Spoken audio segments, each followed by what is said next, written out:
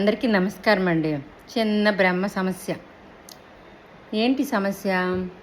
ఒకవేళ ఫ్రూట్స్ కానీ ఏవని కానీ ఇలా రోస్ట్ అంటే పురుగు పట్టేస్తే తినొచ్చా లేదా? ఇవాళ ఆల్రెడీ నాన్ వెజ్ తిన్నట్టుగా ఏంటో నాకైతే తెలీదు, ఆదివారం స్పెషల్.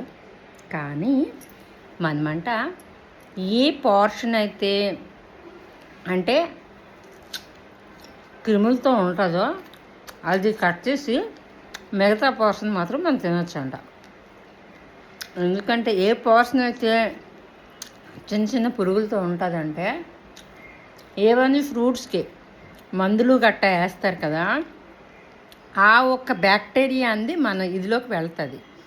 ఏదైతే బాగుంటుందో ఆ ఇదిగోటి ఈ ఫ్రూట్లో ఇది బాగాలేదు, ఇది బాగుంది, ఇది గూగుల్ చెప్తుంది.